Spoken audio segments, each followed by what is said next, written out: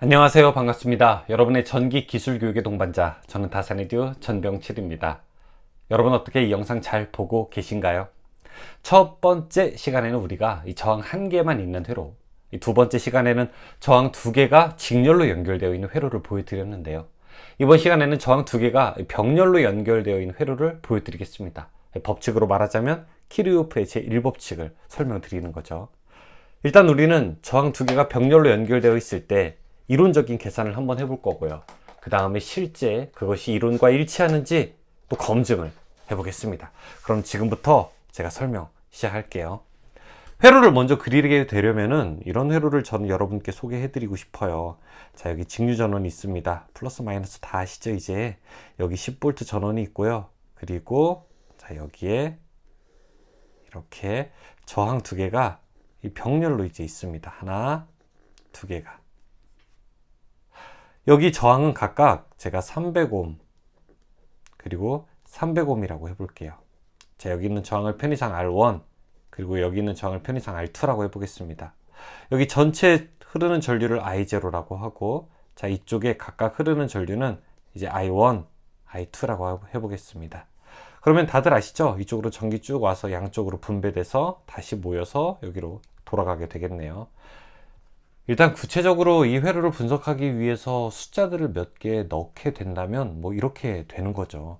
자, 일단 I0는 I1과 I2의 합입니다. 자, 이런 얘기가 할 수가 있고요. 그 다음에 이 회로 전체의 합성 저항을 구할 수도 있겠죠. 이걸 R0라고 하면은 R0, 즉 전체 합성 저항은 이 저항 두 개가 병렬로 있으니까 합분의 곱 이렇게 계산할 수 있겠죠. R1 플러스 R2 분의 R1 곱하기 R2 놓을 수 있습니다. 300, 300짜리가 두 개 있으니까 이거 600분의 300, 300짜리가 두 개 있으니까 곱하면은 9만 되겠네요. 그러면 이렇게 약분되게 되면은 6분의 9만 하게 되면 뭐 150옴 정도가 합성 저항이 될 겁니다. 그러면 이제 I0 여기 전체 흐르는 전류를 구할 수가 있겠죠. I0는 이 회로의 전체 저항 R0분의 V가 될 거고, R0는 150옴이었었죠.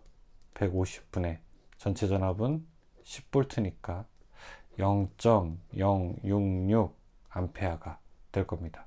한 66.6 밀리암페어 이렇게 식이 이어질 수 있겠네요. 이때 흐르는 전류 I1, I2 각각 구할 수 있습니다. 자, I1은 얼마가 흐를까요? I1은 전체 전류 I0에다가 곱하기 이 두 개 저항을 더한 것분의 자기 게 아니라 남의 거죠. 남이 클수록 자기 쪽으로 오는 전류가 더 커지니까요. 계산하게 되면 I0는 우리가 0.066이라고 했고, 자, R1 플러스 R2 여기 600분의 자기 게 300이니까 딱 반이 되겠네요. 그쵸? 0.033 암페어. 그럼 이거는 33 밀리 암페어가 될 겁니다. I2도 마찬가지예요. 굳이 쓰자면 똑같은데 I0에다가 R1 플러스 R2분의 R1 계산할 수 있고, 자, 이 값은 뭐 그대로 넣게 되면은 이것도 33 밀리 암페어가 나오게 될 겁니다. 즉 우리가 계산한 값에 의하면은 이 회로에 흐르는 I0는 66 밀리 암페어가 흐르게 되고, 이 각각 나눠서 33 밀리 암페어, 그 다음에 여기도 33 밀리 암페어 이렇게 분배되어서 흐르게 된다는 것을 일단 우리는 이론적으로는 구할 수 있을 것 같습니다. 그러면은 자, 어떻게 이렇게 놔야 되나요? 여러분 잘 보이게 하려면은 이렇게 놓고 실제로 맞는지 보죠. 저는 일단 여기 10V의 전원을 딱 준비를 했습니다. 10V 이제 공급할 거고요. 그 다음에 이렇게 브레드보드 좀 준비했습니다. 그리고 저항 두 개를 병렬로 놓을게요.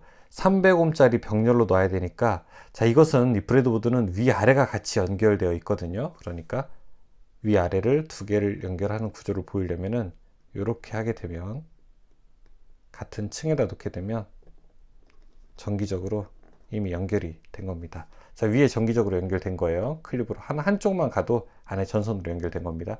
밑에를 놓아도 이렇게 전선이 연결된 걸 볼 수 있어요.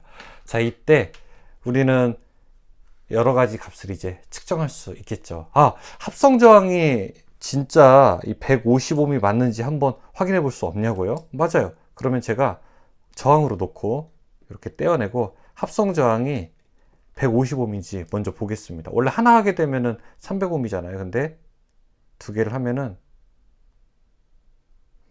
보이시나요? 여러분 지금 150ohm 나오는 거 보이세요?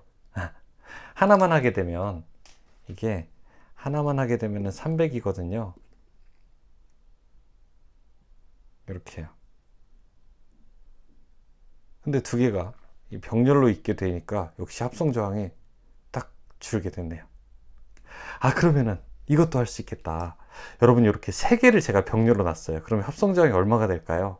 세 개가 병렬일 때는 저항을 병렬로 되어 있을 때는 총 개수로 나누면 되잖아요. 그러면은 이론상으로는 100ohm이 나와야 돼요. 한번 볼까요? 100ohm이 나오는지. 아, 어때요? 신기하죠? 100ohm이 정확하게 나오고 있죠. 일단 이 회로도와 똑같이 회로를 만들게 되려면 이렇게 이제 구성할 수가 있습니다. 그때 저는 흐르는 전류부터 먼저 한번 구해 볼게요. 흐르는 전류가 이 회로에서는 전체 전류가 지금 66mA가 나와야 됩니다. 그래서 한쪽을 이렇게 끊고 한쪽을 측정해 본다면은 66mA가 나와야 되겠죠. 자, 어때요? 맞죠? 거의 뭐 65 이렇게 나왔는데 조금 오차가 있을 수 있으니까 66 맞게 나옵니다. 그러면 한 개의 흐르는 회로는 또 얼마가 돼야 될까요? 한 개의 흐르는 회로 역시 66을 두 개로 나눈 33mA가 흘러야 되겠죠. 회로를 그러면 이렇게 구성한 다음에 자, 한쪽 여기 R2에 흐르는 전류를 구해 볼게요. 이렇게 하게 되면 R2 흐르는 전류 구할 수 있거든요. 자, 이때 값은 보이십니까? 33mA 정도가 나오게 되죠. R1에 흐르는 전류도 구할 수 있어요. R1에 흐르는 전류도 구하려면은 자, 이제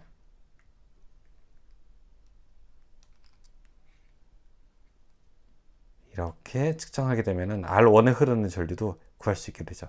이때 흐르는 전류 역시 33mA라고 하는 것을 확인할 수 있습니다. 어때요? 재밌지 않습니까? 네, 재밌죠? 자, 그럼 이제 우리가 응용 좀 한번 해보죠. 이게 너무 재밌으니까 다른 방식으로도 회로를 제가 좀 만들어 보겠습니다. 어떻게 할 거냐면 이제 다른 저항을 넣어 볼게요. 여기다가 직류 전원을 하나 넣었는데 이게 10V이고 그리고 저항을 이제는 300ohm짜리 하나 넣고 여기다가는 3000ohm을 놔 보겠습니다. 그리고 이제 흐르는 전류를 우리가 I1, I0라고 하고 이쪽에 흐르는 전류를 I1 그리고 이쪽에 흐르는 전류를 I2라고 놓아 볼게요. 그리고 뭘 해볼까요? 이제 전체 2회로의 합성저항부터 먼저 구해볼까요? 합성저항 R0는 두 개를 합한 것분에 곱한 거니까 R1 플러스 R2분의 R1 곱하기 R2. 자, 여기를 R1이라고 하고 이쪽을 R2라고 하면 두 개를 더한 것분에 그러면은 300 플러스 3000 분의 300 곱하기 3000이 되고요. 자기가 계산하게 되면 3300분의 뭐 90만 막 이렇게 나오나요? 그럼 엄청 크네요. 그쵸? 그러면 이거 272.72 옴 정도가 됩니다. 그럼 이때 흐르는 전류 I0 구할 수 있어요. I0 전체 전류는 R0분의 V가 될 거고요. 이거는 272.72분의 전체 전압 10V가 될 거고요. 그러면 이거는 0.0366A가 될 겁니다. 따라서 이거는 한 36mA 정도가 되겠네요. 그러면 I1, I2 각각 분배되는 전류도 구할 수 있겠죠. I1은 어떻게 됩니까? I0에다가 곱하기 R1 플러스 R2분의 자기 게 아니라 남의 거 R2 계산하면은 I0 0.0366 곱하기 300 플러스 3000 분의 3000. 자, 이거 계산해 주실 분 이렇게 하게 되면은 33.2mA 정도 나올 거예요.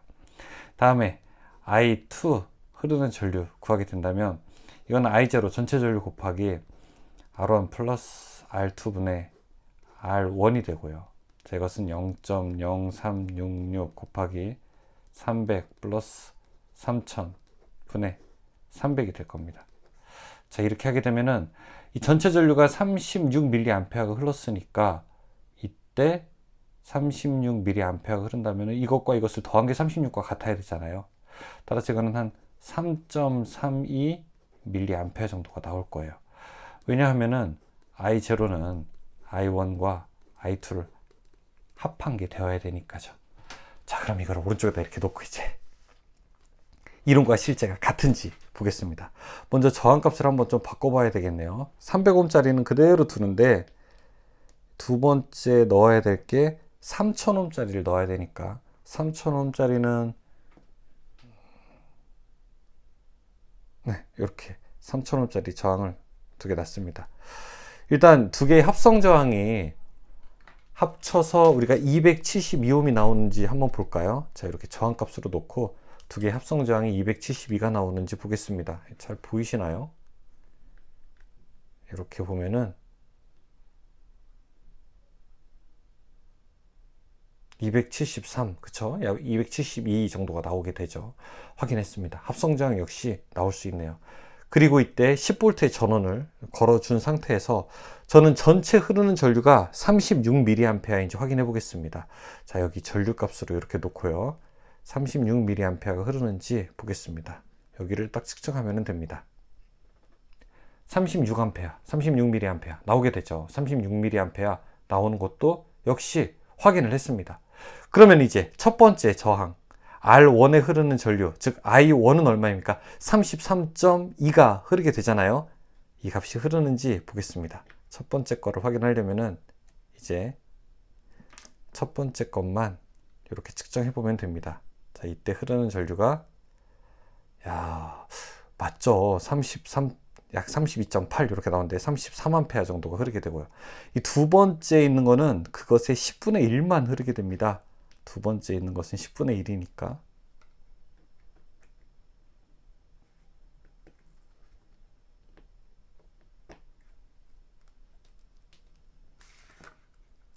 (3.32) 한 3mA 정도 나오게 되면은 우리가 이론으로 계산한 것과 같게 됩니다.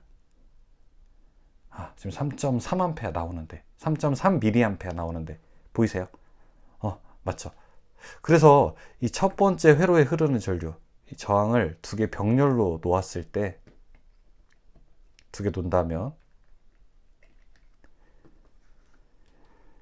전체 전류는 36mA 흐르게 되고 이 첫 번째 저항으로 흐르는 거는 33mA, 이 두 번째 저항으로 흐르는 거는 3.3mA가 흐르는 것을 알 수가 있습니다.